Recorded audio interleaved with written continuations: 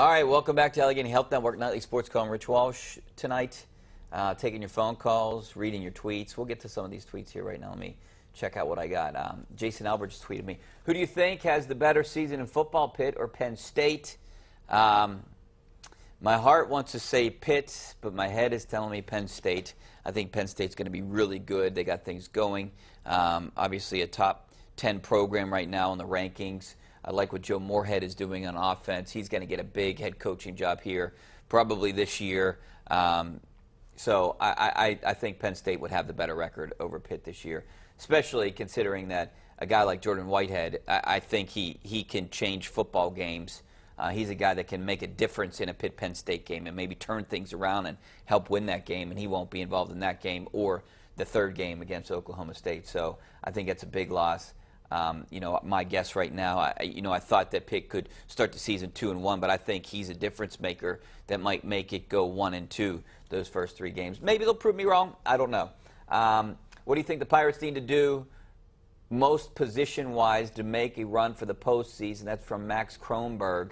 Right now, I mean, I went off on this last week that I think the Pirates are close to being a real contender. I think they're a third baseman away, a starting pitcher away, maybe a reliever away. Those 3 positions right now, depending on what happens with Gregory Polanco, it's a minor setback for him, so he'll be back. But I think right now you add those 3 positions and you get an upgrade at all 3 of those positions. And I think they're a contender. I think they can compete, especially next year. So if for somehow they can get Gung back, maybe go out and get a starting pitcher like a Quintana. That was a guy that I think that they should have gotten.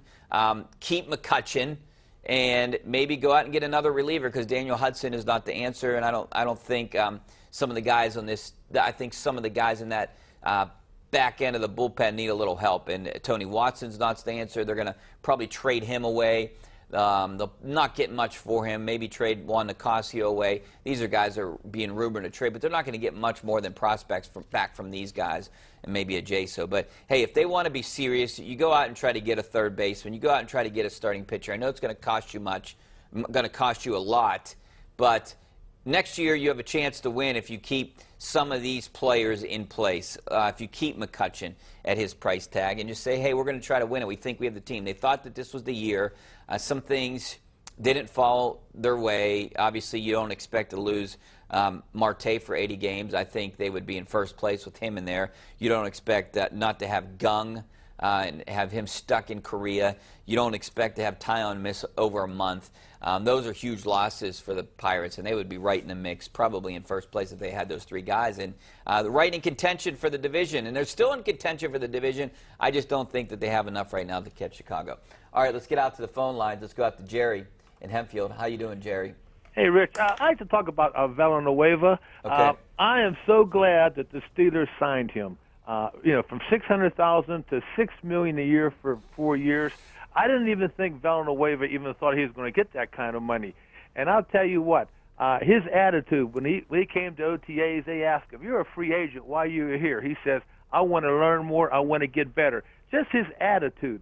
That's the type of person you want on his team. And even though he only been there for 2 years, and he's still learning his position, he got a nice size in his attitude, and I think the Steelers seen that, and I think they gave him a nice money for 2 years. You know what?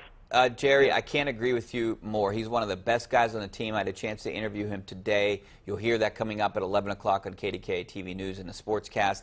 And the answers that he gives. And one of the best things that he said to me, he said, I asked him, do you look at what other guys are making at your position, at the left tackle position? You might say that he's underpaid, undervalued. But he said, hey, if I think it's a fair deal, and he thought he got a fair deal, $6 million a year, obviously fair. And like I said before, a lot of people might think that this favored the Steelers, which I do too. I mean, you're getting a starting left tackle, a position that's usually paid more to protect a quarterback, and you're getting him at $24 million over 4 years. That's a pretty good deal for that position, a really good deal for that position. And he's a really, really, really good guy, and I can't stress that enough. He's one of the best guys in that locker room. I enjoy going up and talking to him and doing an interview with him, and you'll hear some of the things that he talked about tonight at 11 o'clock on KDKA-TV. But one of the things I asked him, do you worry? Do you think about what these other guys are making? He's like, no. He's like, I think it's a fair deal. You know, I've always had to overcome obstacles. I was a undrafted free agent. I went to West Point. I had to walk on, had to, you know, play defensive end, play wide receiver, tight end, finally found his way at offensive lineman, and he had to work along the way. He was in Afghanistan, did how many tours of duty, and, you know, he was just talking about he could be in a different place right now, so he thinks this is more than fair. And the answer that he gave me, it was one of the best answers that to a question that I've asked in a long time, and we're going to play that coming up tonight at 11 o'clock. All right, thanks for the call, Jerry. Let's go out to Steve in Finleyville. How you doing, Steve? This is Dave, Rich. Yeah, Steve, what's up, buddy? This is Dave in Finleyville. Oh, Dave, Finleyville. Yeah. How you doing, buddy? Thanks for taking my call. No problem. Yeah. Go ahead. I have two Steelers questions for you.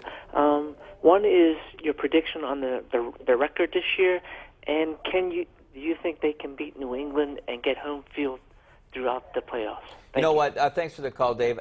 I didn't really look at the schedule, but I'm guessing I think they're one of the top three best teams in the AFC. It's between the Steelers, the Patriots, and the Raiders right now. I think those are the three favorites. The Steelers should win the division, which will give them a home game. They need to win games in a regular season in order to get a bye to secure one of the first two spots.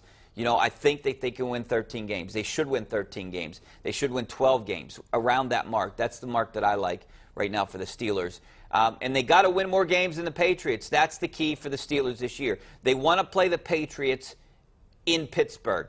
It's a huge advantage for the Steelers, and that's a way you can beat the Patriots. I don't know if they're better than the Patriots. I think if they play 10 times, they might lose 7. But hey, it only takes one to beat the Patriots and move on to the Super Bowl. But, you know, I wouldn't be surprised. The Steelers should go far, and I think it would be a disappointing year for the Steelers if they don't get to the second round of the playoffs or at least the AFC Championship. That would be my opinion. So 12 to 13 wins, I think, for the Steelers this year would be my prediction right now. But once I look through the games and kind of get a feel after training camp, we'll all give our predictions towards the end of training camp. But right now I'm feeling around 12, 13 wins. 12 is probably more accurate. But this is a team that's going to contend for a Super Bowl. There's no question about it, especially with that offense. They can outscore guys. I think this is a very, very confident defense, young, experienced now. You got Cam Hayward back. I like their chances this year, but you're right. They got to beat the Patriots. So in order to do that, you want to just get every advantage that you can. So it was winning many of these games during the regular season, try to get that bye and try to get the home field advantage in the playoffs. And that's then you have a pretty good chance of beating the Patriots. All right, thanks for your call. Let's go out to Dre on the north side. How you doing, Dre? Thanks for calling. What up? Kind of sick Bob in here, but you ain't bad. It's cool. But I got a question real quick about Le'Veon Bell. Even if he shows up, is he really even going to be useful? What if he gets injured? It's going to be over again. If he gets injured, he's in trouble. He should have took that deal. That's what I think about Le'Veon Bell's situation. He's getting $12 million this year. It's no question he's going to be paid a lot of money, and that's why he's not at camp right now is because the risk of injury. So he won't be there probably for a couple weeks, and he said he only needs one preseason game. He might not even need that, but he will be in the lineup that first game of the year. So there's no question about that. I think Le'Veon Bell made a mistake. So if he gets injured one game, this is going to – neither side wants him to get injured, I think, the Steelers and Le'Veon Bell. But I would imagine it's going to be another franchise tag next year for the Steelers and Bell, that situation. I don't know. They can't work on a long-term deal until after the season. So it's not really worth talking about it, but I would imagine the Steelers would franchise him again next year. Unless he gets hurt, then who knows what's going to happen, how severe, serious it is. The odds are he's going to get hurt at some point and maybe miss a game, you would think, because he's done it every year. And he's getting so many carries and so many touches. So the odds are that he could potentially get hurt again. And then I don't know what the Steelers would do. I guess it would just depend on how severe that injury is. But they might not franchise him. At that point, they might try to work out a long-term deal. And then Bell might take it if that's the situation. But if he plays healthy and has a big year, he could land some big money. The Steelers will franchise him this year, but they won't be franchising him for the third year. All right, I got to take a break. Back with more of your phone calls and some of your tweets coming up next. Stay right there.